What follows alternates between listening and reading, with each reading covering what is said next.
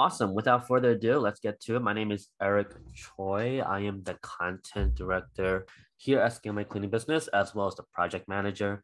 Any content that comes in and out of Scale My Cleaning Business runs through me and my team. I also handle our Instagram accounts, our LinkedIn, our Facebook, and all that good stuff. And I make sure it looks great as well as it reaches the right people. In this call, like I said before, we'll be talking about LinkedIn reach and engagement.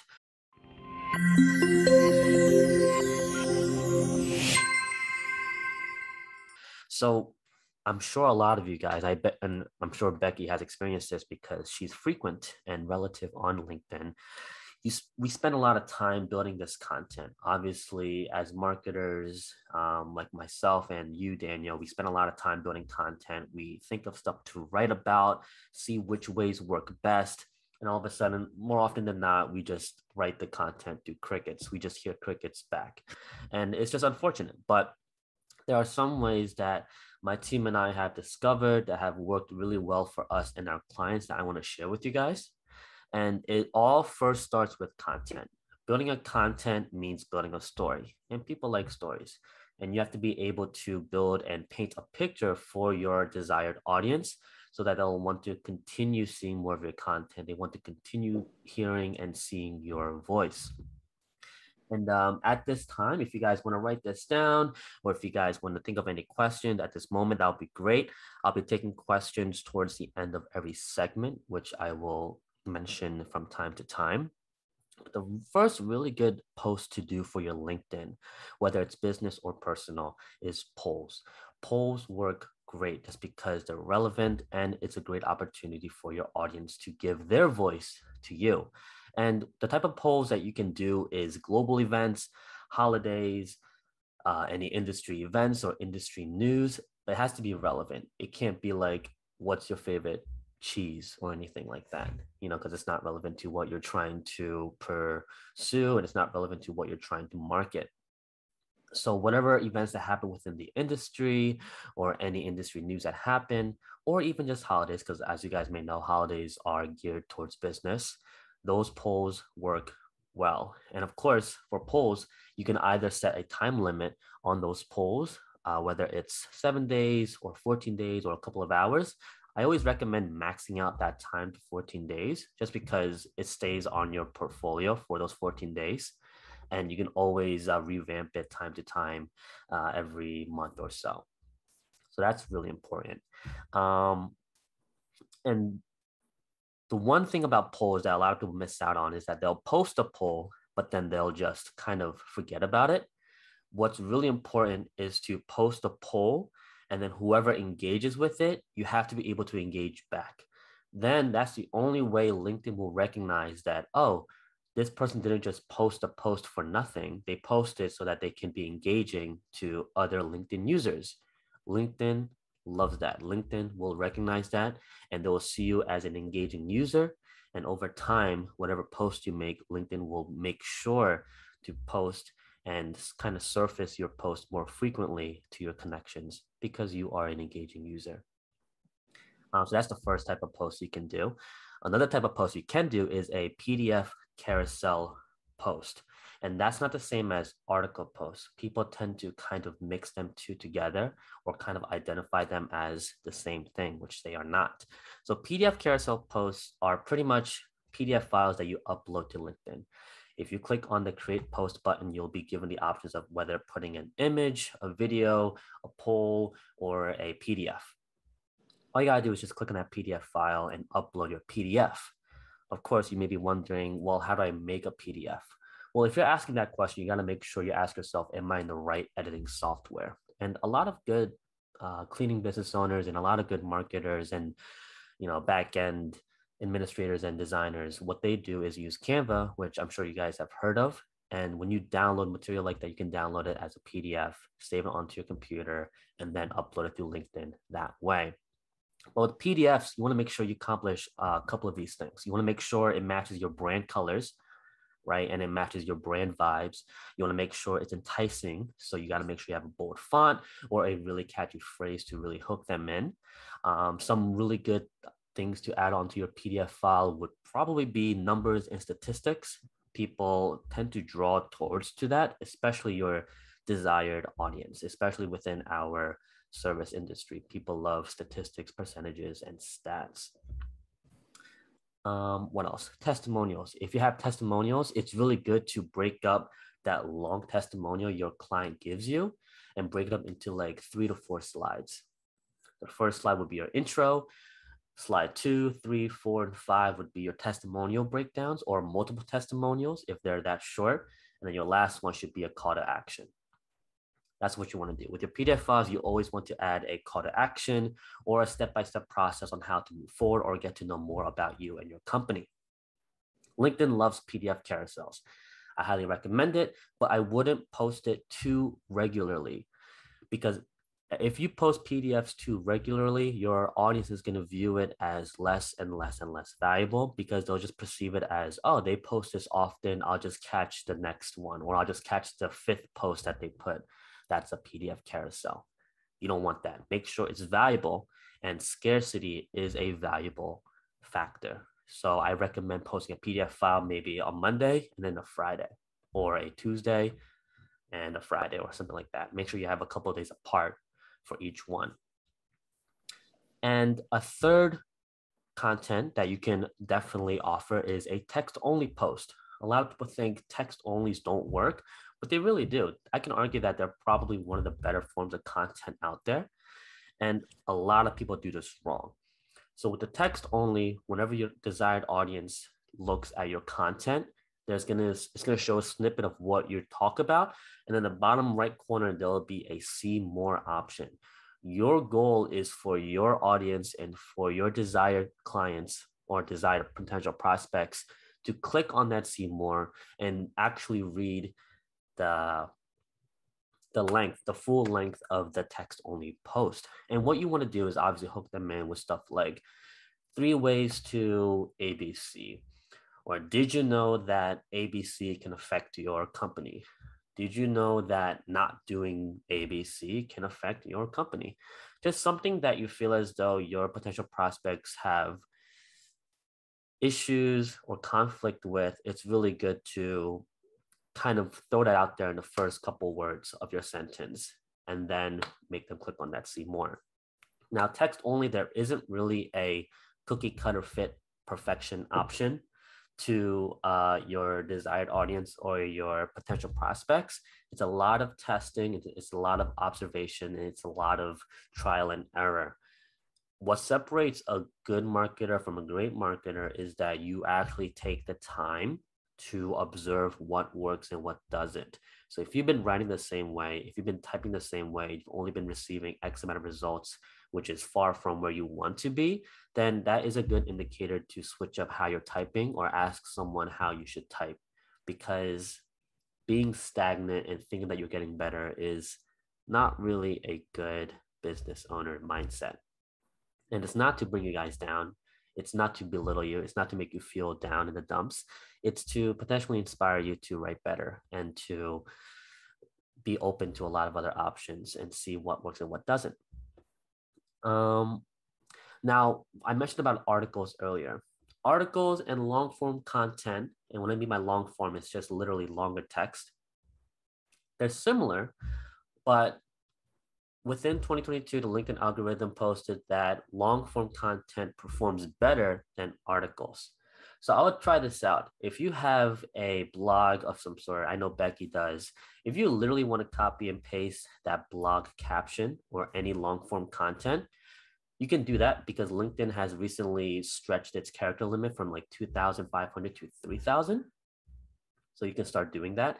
You definitely want to add, spacing, emojis, bullet points, hashtags, keywords and key topics into your long form content so that it reaches out to the right people and people can engage with it longer.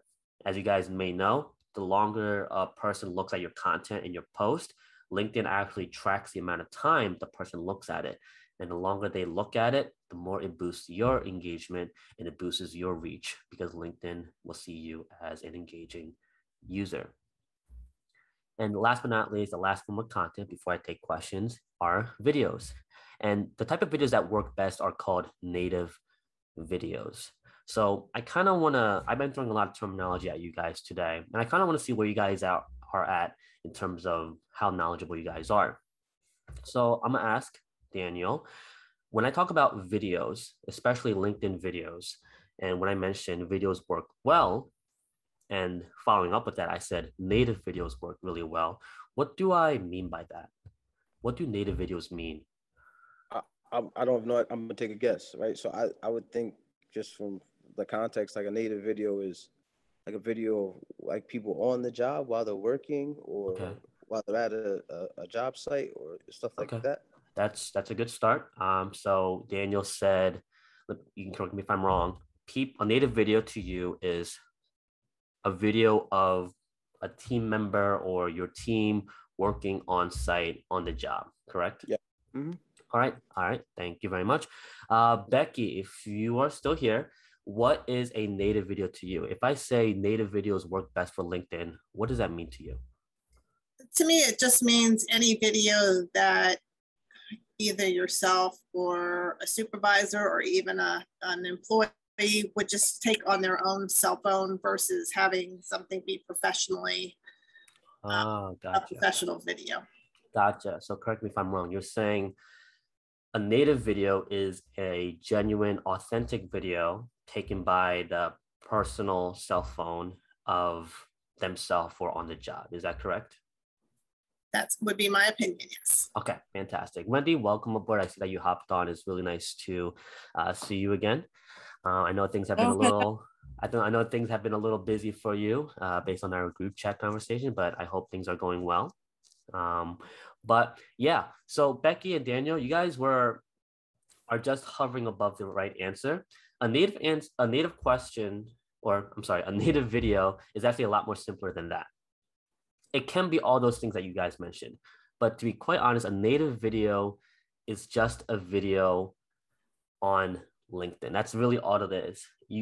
An unnative video is bringing a person outside of LinkedIn to watch that video. So although you may have a video on Facebook that you really like and has performed really well on Facebook, don't put that link onto LinkedIn because it will take them out of LinkedIn and into Facebook, which is something that LinkedIn does not want. It's not a native video. If you break down the term native, it's something or someone that is of that location, that is from that origin. It originates from that place or that area. And a LinkedIn native video is a video that is posted on LinkedIn for LinkedIn and to LinkedIn, right? So, and the type of native videos that work best are shorter videos. So videos that may be 30 seconds to 3 minutes long work really, really well. And whenever you post a video on LinkedIn, make sure you burn captions into it. And what I mean by burn, it's the same process as burning a CD. When you burn a CD, you pretty much encrypt the music or the audio into the CD. You pull it out, and all of a sudden, the music is magically in this circular thing, right? That's pretty much the same thing. You want to burn captions into your video because statistically, 80% of people watch their videos without audio. I don't know if you guys are like that, but whenever I'm traveling or whenever I'm in a public area, I don't blast my audio out loud because I feel like that's kind of inconsiderate. I'm sure you guys just kind of like minimize your volume or you have your volume completely off, right? And the only way for them to continue watching your video is to burn captions, right? If there's a person talking and the volume is off, what's the point of that video, right? The visuals may look great, but if the person or the viewer has no idea what you're saying or what they're saying, the possibility and the probability of them continuously scrolling is very, very high, which is not what you want, especially if you're trying to keep engagement and reach into your account and your profile. So to sum up video, you want to have a native video, a video posted to, from, and at LinkedIn. That's what you want. You also want to have a shorter video concept. 30 seconds to 3 minutes long is ideally what you want. If you have a 10-minute video, try to snip it to 3 minutes. Maybe stretch it to 4 minutes if you really want to. But that's the desired video length amount. 3 minutes in 30 seconds or 30 seconds to 3 minutes. Sorry about that. Burn captions. 80% of people watch videos without audio. You still want to prove your message. You still want to speak out. Burn captions so that they can still somewhat listen to the video. Some people talked about LinkedIn Live. Now, Facebook Live is easy to do. It's just click a button and you're right there, right? LinkedIn Live, you can do it, but you have to apply. There's no cost to it. LinkedIn will just pretty much look at your profile and see if this person goes live, will it draw more attention? And more often than not, you will get accepted. But I recommend doing that once you have a good following. Like Becky, you can do this if you want to, right? After you get the right network and the right following, you can do a LinkedIn Live if you want. You can do a LinkedIn Live of you at the job site of like that warehouse clean that you guys do. You can do a LinkedIn Live and just do a 2-minute live of like someone cleaning the floors or like cleaning whatever, warehouse issues, warehouse property managers go through or something like that. I don't know. I'm sure you can think of some, but that's another great idea because you have, I believe you said you have 1,500 connections. That's 1,500 people that get notified that you're going live. So that can be really beneficial as well. But that's it for the ideas of content only on LinkedIn. Does anyone have any questions so far? I know that was a lot. Yeah. So with Cleavon, right? Like he hired me for a couple of different things, and marketing something I'm really new to. Gotcha. Right. And as they're really going through a transitional change from a franchise to their own. Yeah.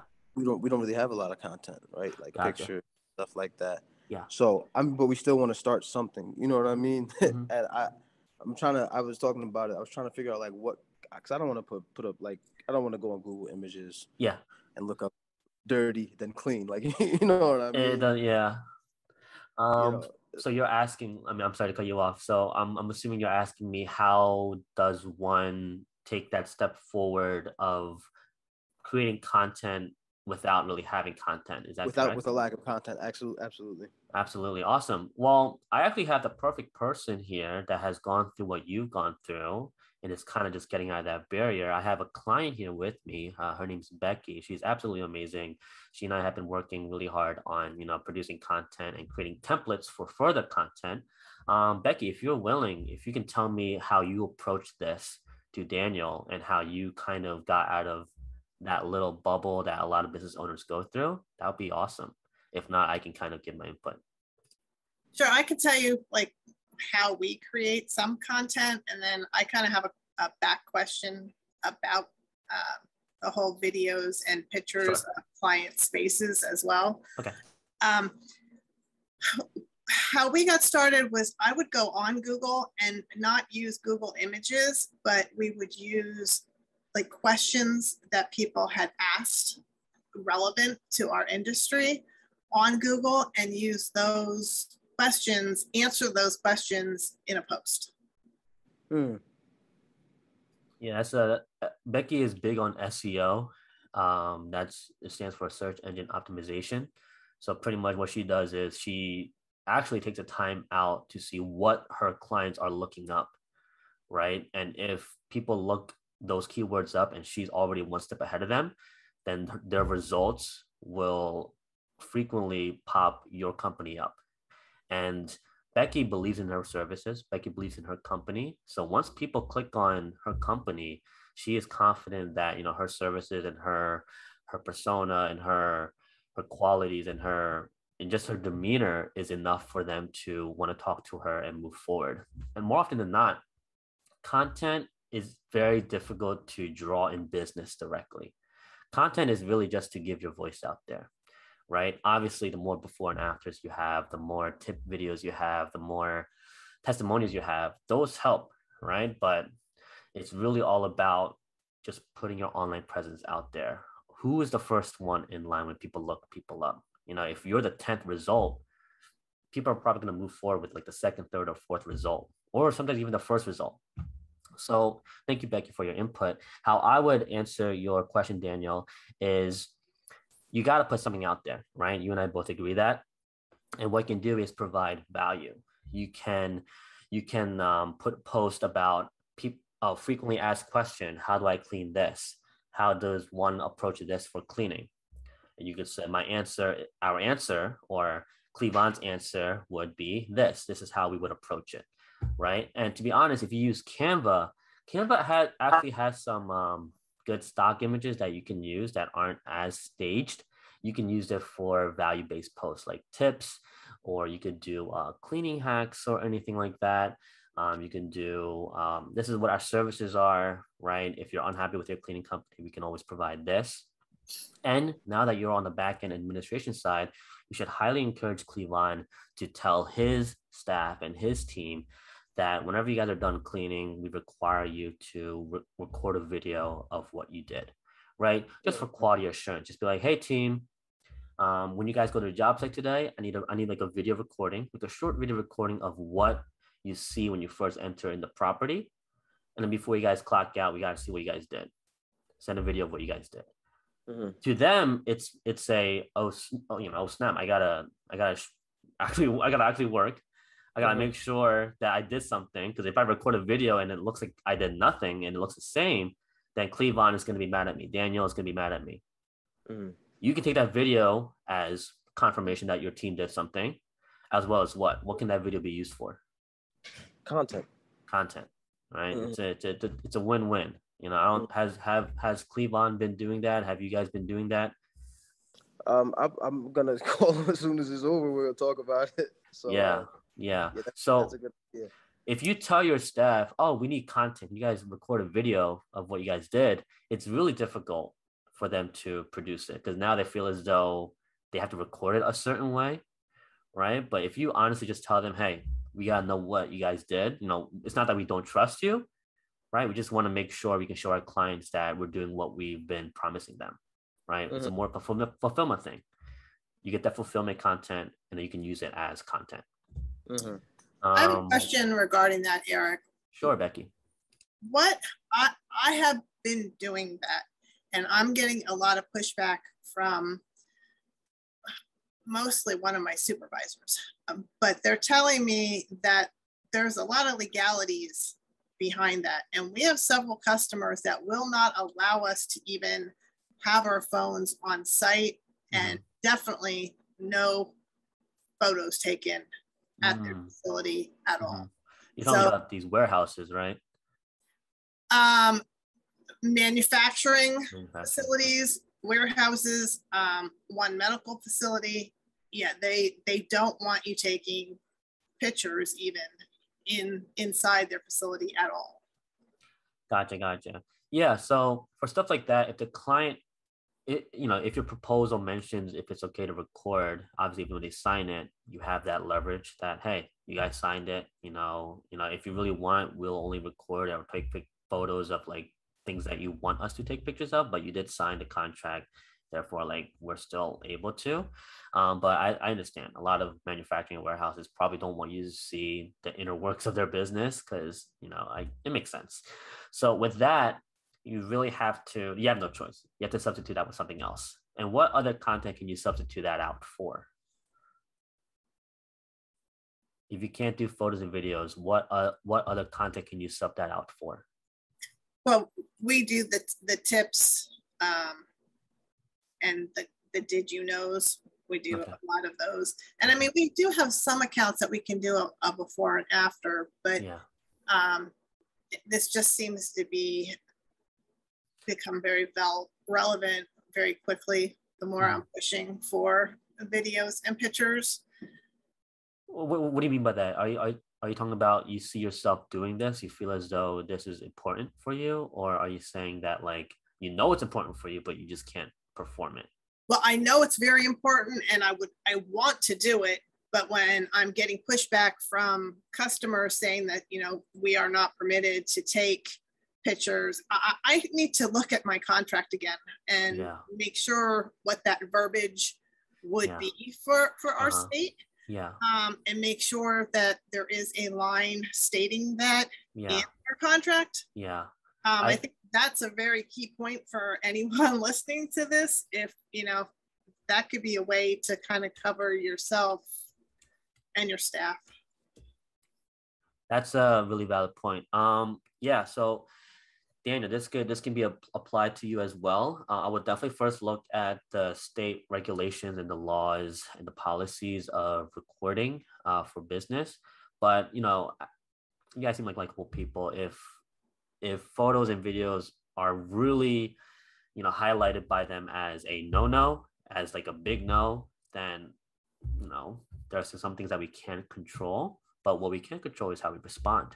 So what we can do is, hey, I completely understand. You don't want other people seeing inside your facility, right? But here's the thing: we are also a business. We want to make sure that our clients are happy. We want to make sure that we also build a clientele of our own. So if it's not too much to ask, if we can't do pictures and videos, right? Can we at least have your testimonial, or can we at least have like an auditory testimonial that we can use for our business, right? You've already leveraged to them that, hey, we get it. We're not going to take pictures and videos. That's fine. Whatever. That's cool. But we need a testimonial. Can we have a testimonial? Right? If they say no, then they're not really a good client to work with in the first place, right? A client should have a professional and a very positive and beneficial, service to client to service relationship. So if you really can't do before and afters of videos after you do your research on what your state, regulations are and whatnot, then get a testimonial. That's the only other valuable content you can do. Tips and tricks and hacks work really well, but that shouldn't be the meat of your content dinner per se. That should be really a side. That should be like your asparagus or Brussels sprouts or whatever, right? But testimonials work really well because potential prospects picture themselves and position themselves in that testimonial. Does that help you, Becky? It sounds like you do need to look back at your contract. I actually don't know what our Pennsylvania state laws are in terms of video recording and picture taking, but I feel like that is a good, little study session to invest on. Does that help? Definitely. And I would be very interested in seeing a sample of what you were saying about the testimonials and having a 3-slide. Oh, yeah, sure. I'd love to see that because I didn't know about a PDF carousel. Really? No. Okay. Yeah. How about this? I'll make a PDF like template for you. Like I'll just do like a vague like testimonial from like John Smith or John Doe, right? And then I'll just send it over to you after I take a look at your blogs. Okay. Just message me if I forget to. Okay. Okay. I will do that because what you're saying is very true. And this one particular facility that we do, that's exactly what I did was I asked her for a testimonial because we are not allowed to do any pictures inside, outside, not even in the restrooms are we allowed to take. The restrooms? All right. No, they have signs on the mirrors. This is a no cell phone area. That is very interesting. But she did give me a testimonial. That's good. If it's a lengthy testimonial, obviously you don't want to put all of those words and verbiage into a post. No, it's not real long. It was, gotcha. 7-8 words, something like that. But I felt like, it was better than nothing. Gotcha. Yeah. I mean, I'll give you a template. You can send me exactly what they said. And honestly, if you really want, you can send me what they said and I can make that into a template sort of thing. Okay. Or like an example, and then I'll see what I work with and then we'll go from there. Perfect. Thank you. Awesome. Yeah, this is a great session, guys. I'm really glad that I'm giving you guys value and that I'm helping you guys out because LinkedIn, it has this reputation that it's business only. And it once was. To be quite honest, when LinkedIn first came out, it was really just corporate stuff, corporate. To be honest, at this day and age, as businesses become a bit more transparent and a bit more vulnerable in a sense, people now want to know who they're working with, not what they're working with. So what you can do is you can throw a little bit of personal stuff in there, not as frequent as Facebook. Facebook, you can do more like a 70-30% ratio of business and personal posts. LinkedIn, I would recommend like 80-20. So you could look at it as like out of 10 posts, 8 of them are business related and 2 of them are personal related. You could look at it like that. If you're, really strict, I know Becky is very she's very high tier with her cleaning company. She might be like a 90/10, but I strongly advise you not to do 100% business because you don't seem like an approachable person. You still want to be approachable, just approachable enough. And now, with that being said, you may ask yourself, now, how do I present that personal touch? How do I represent that approachability to my portfolio? And what you can do is photos work best. If you do like a selfie with like your team in the background and you doing the thumbs up, something really cheesy, something really corny, people love that, right?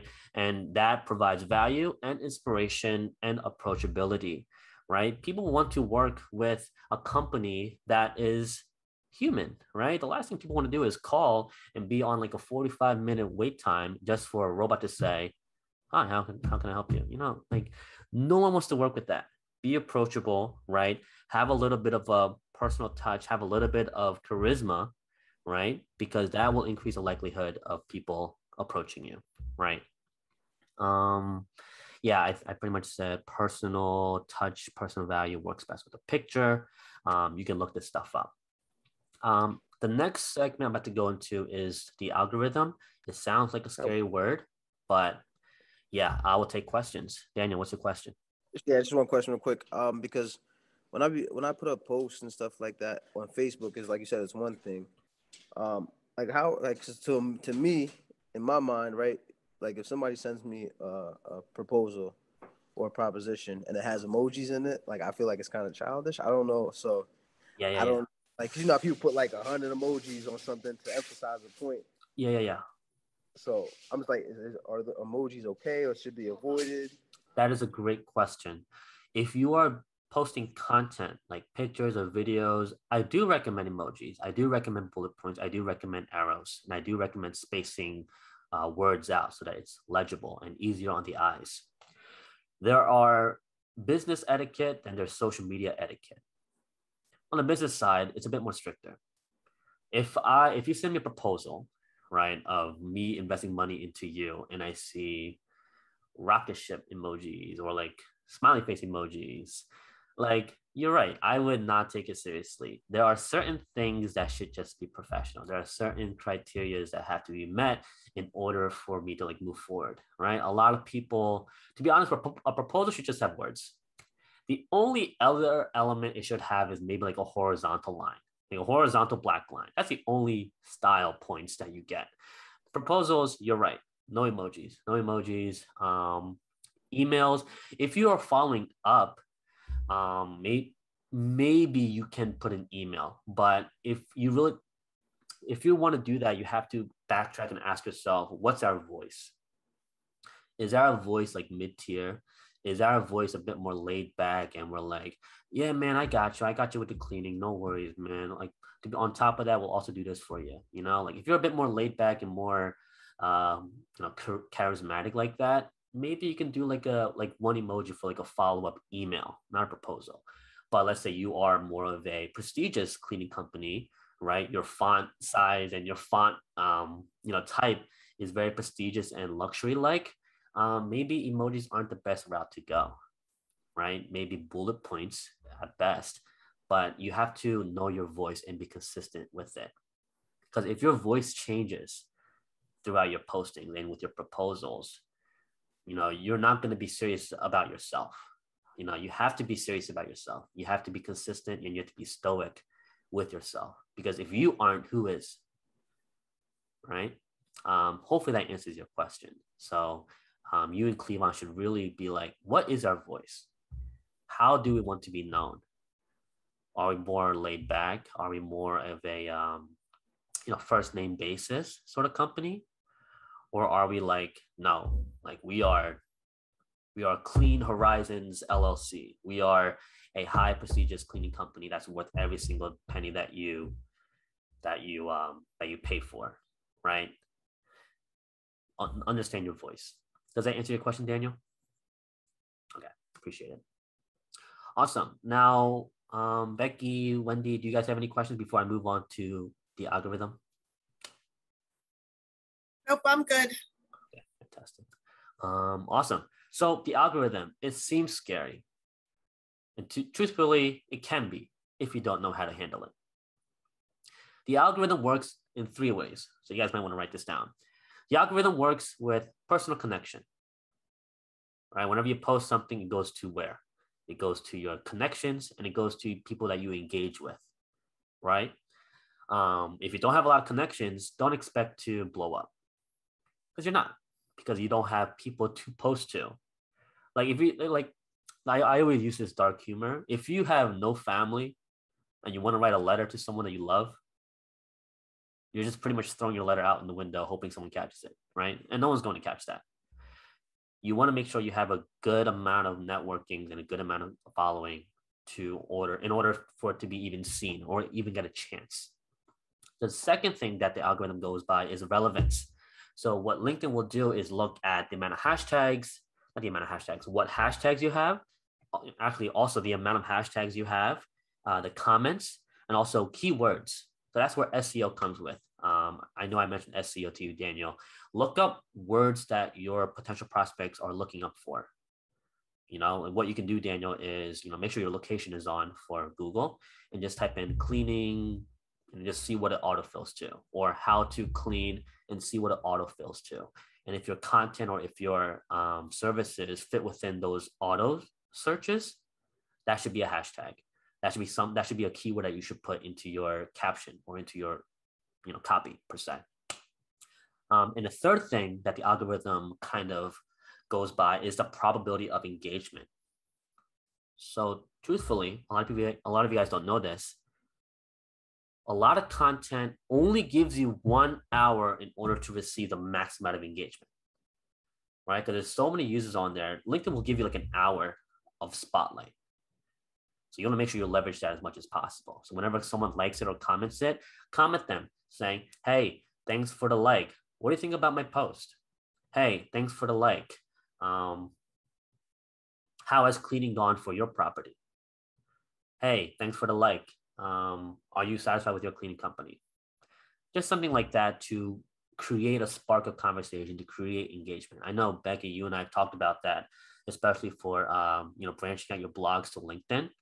But I know you and I already have a strategy about that. So we're going to test run it. We'll see how it performs and we'll go from there. That's it for algorithm. There's only 3 things that it goes by. It's pretty broad. It's pretty general. And there's a lot of variations from it. But if you're able to master it and really hone in on those 3 things, then you're already 50% better from a lot of other LinkedIn users that are just kind of, quote, winging it, right? And this is the last segment. We have 20 minutes left. This is probably going to be 10 minutes long, or maybe 5, depending on how fast I talk.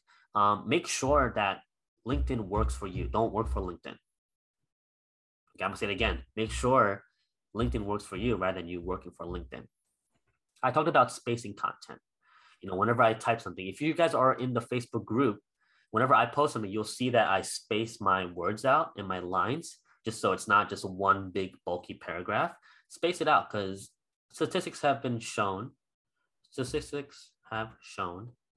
that spacing things out make things more legible. Although the physical size of the dimension of the post is bigger, people are naturally just scrolling. So the longer your post is, the more they're reading upon it. And if they find a keyword or a key phrase that sparks their interest, a lot of them will go up and reread what you have to say. And that will also bring in more time allotted to your post, and then ultimately increasing your algorithm so that other people can find that post as engaging. There's that see more option, like SEE space MORE. There is a see more option on your captions if it's long enough. Make sure you capture their intention so that they are enticed to click on that see more. No third-party links. I know Becky was a victim of this, right? And the reason why she's going to be great is because she admits to where her mistakes were in the past. She used to post the third-party link as a post by itself, and it never performed well. And then she now understands it. So now, what are you going to do now with third-party links? Because you still got to put third-party links somewhere. Where would you put your third-party link, Becky?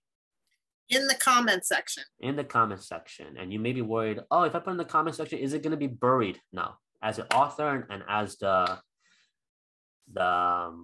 publisher of that post, your comment will be pinned to the top because you are the publisher, you are the owner of that post. and putting in the comments kind of sneaks through that loophole of the algorithm, so people can still access it while maintaining that engagement.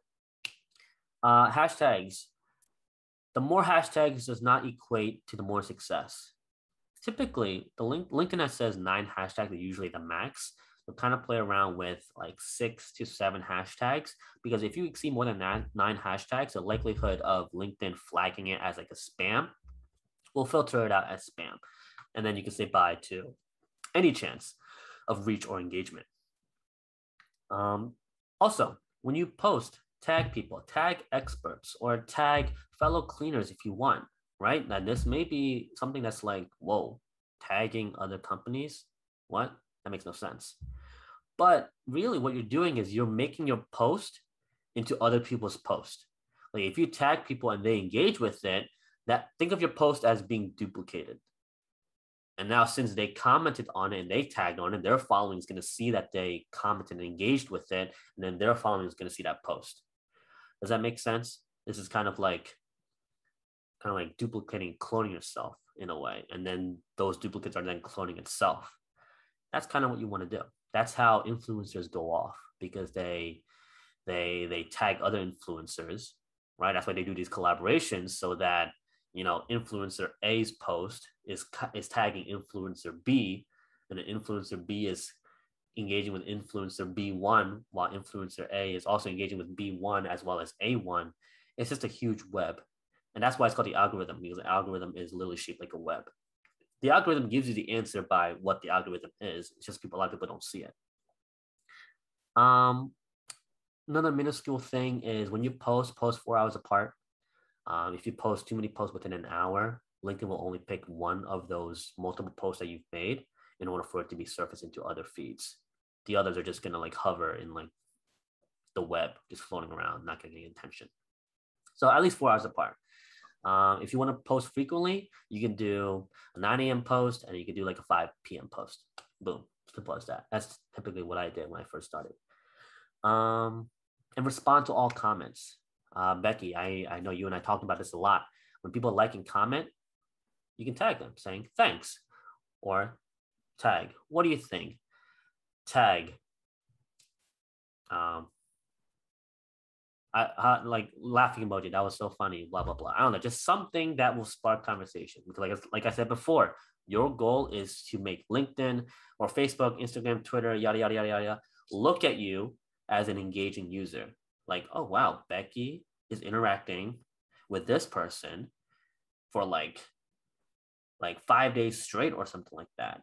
And then whenever they post, we want to make sure that person that she engaged with sees their post, so that we want them to talk again. We want them to spend more time on our platform again, right? That's just kind of how the algorithm works. That's how social media sees us. They see us as people that spend time on their app. You know, social media is a business. They want to make sure they keep their clients on the platform. You know, that's why they have ads on there too, you know, so the longer you stay on the platform, the more ads you see, the likelihood of you purchasing something on that app is higher. But yeah, that is it. I know I talked a lot. I know I have a speech impediment. I just started learning English during early high school. So sometimes my brain will move quicker than my mouth. So I apologize about that. And I also live in Delaware County, Delco, which is up in Pennsylvania, which they're known for speaking aggressively and quick. And sometimes our grammar isn't the best, but you know, it is what it is. What else? Yeah, again, my name is Eric. I am the content director and project manager of Scale My Cleaning Business. And I love helping business owners leverage their social media, create their voice, and really just being more knowledgeable about this social media thing, because it's tough. It's scary, but you know, my job is to make it not as scary. Now that is it for my presentation. Really was just me talking. But are there any final questions? Are there any thoughts, concerns, suggestions, personal wins that you guys want to talk about? Yeah, I have a couple questions, Eric. Sure, Becky. two things. One, I've never put hashtags in any LinkedIn post ever. Okay. So if you could provide some samples of how you would incorporate that and where you would incorporate that, Sure. that would be awesome. And also tagging, I have never tagged anyone either. Gotcha. So, That's awesome. Yeah. So truthfully, you don't have to have hashtags, but they work, right? I do recommend hashtags for those who are trying to kind of like build their credibility and their content out there. I would, add hashtags. But yeah, I'll be more than happy to throw in some samples. You can always look up YouTube videos as well on how to hashtag. It may seem like a slap in the face saying, oh, it sounds like how to use a phone or something. It's not really the case. Sometimes you have to take that hit of an ego just to be like, I'm not saying you have a big ego. I'm just saying like that's how I started out. I'm like, how do I start hashtags? I really have to start with square one, step one, baby step number one to really understand the basics of hashtags. So I will send you samples, and I recommend you doing some research on hashtags as well. Your hashtag was the first question. What was your second question? With tagging other companies or other people. And my third question, which kind of wraps around the second one, is I have like over 1,600 connections now in LinkedIn, on my personal, not on my business, because I was told businesses want to deal with people, not necessarily a business. Yeah. But most of my posting is going to my business LinkedIn account. So I guess I'm asking, I want to switch and do the same post to my business as I do to my personal. Is that correct? Or am I missing something?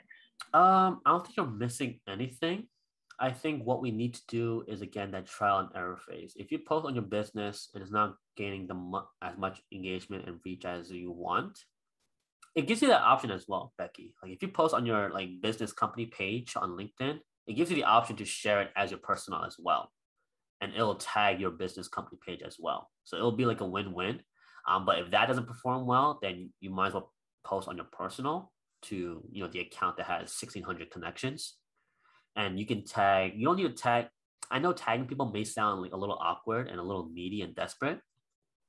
And I completely get that. You can tag like companies, and see what they respond.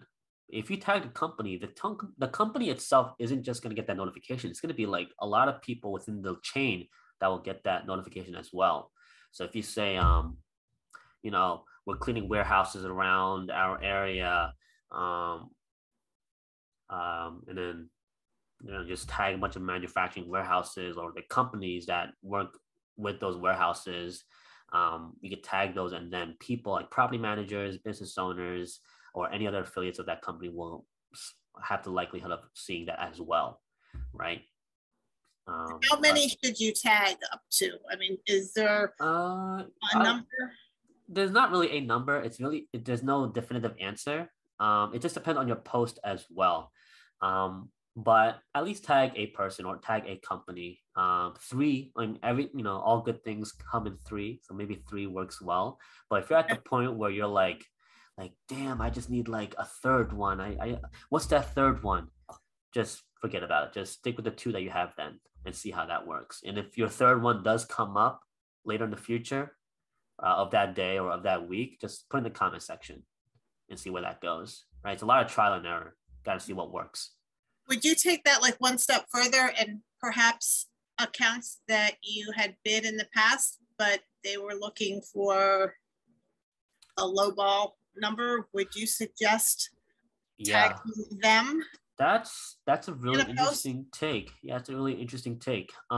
If things didn't work out just because of price, then I would still put it out there, because at the end of the day, people will value more than money, right? But at the end of the day, if they're still like stuck on money, then whatever, just let them admire you from afar.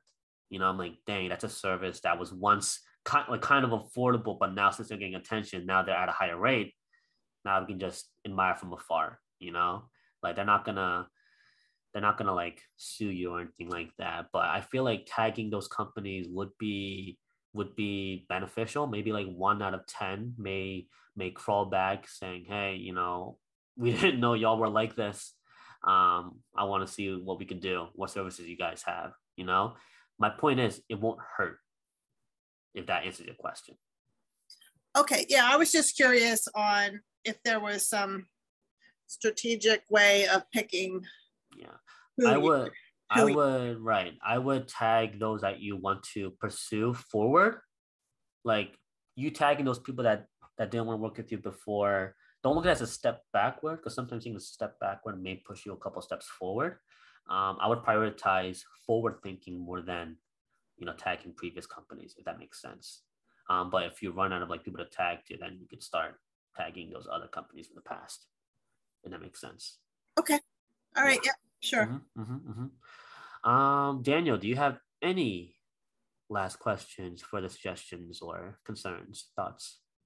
No, I'm sure Cleavon will tell me, but is there a way for me to like also like message you? And talk about some things? Yeah. I'm sure you have a Facebook. I know it's only like 9 minutes left, so No worries. Yeah, just look up Eric Choi on Facebook. Yeah, let me add it on here, because you'd be surprised a lot of people don't know how to spell my last name or pronounce it. Just look up Eric Choi on Facebook. Add me as a friend. I'll add you back, and then just message me whatever. Okay. Becky has my messenger and my phone number because she's a client, so she usually texts me whenever she needs anything. So communication I'm pretty good with. I'm just offline on the weekend, just so you guys know. Okay. Yeah. But any question, any small miscellaneous task that you guys have for me, or if you want my opinion, I'm pretty available as well. Okay. All right. Yep. I think. Yep. I see you. I got you. Now we're friends. Amazing. I know Wendy is on and off about calls, so I'm gonna let her do her thing. But if there's no further questions, I see Wendy. Wendy, do you have any last minute? No, I don't have any questions. Okay. It's all good. So thank you so much. Awesome. I'm going to watch. Are you recording this too? Yeah, I will post this on YouTube, so don't worry, and I'll tag you in it. Okay. Yes, please, because I need some information that I know is very valuable. So I was like, no. Yeah, I got you. I got you, Wendy. All right. Thank you very much. Of course. Other than that, let's end the call early. 7 minutes, left. I'm not going to worry too much about it. You guys are awesome. Daniel, it's finally good to speak with you. Tell Cleavon I said hi. All my training calls, Becky knows this. Becky's like my OG supporter. All my weekly training calls are 1 p.m. Eastern time on Mondays. I usually post the topic and the theme the night before. So Sunday night, when you're like chilling in bed, just scroll through Facebook and you'll see my post. Next week, I believe it's about captions, So I'm going to teach you guys how to write the captions using keywords, using hashtags for your posts. That can be applicable to Instagram, LinkedIn, and Facebook, which are the 3 big social media apps that I recommend. But other than that, have a great rest of your day, guys. This video is going to be uploaded towards the end of the day today. I'll tag you guys in it. You guys are awesome. Go kill it. If you have any questions, you guys know where to reach me. Thank you. See you next time. See you guys. Take care. Yeah, see ya.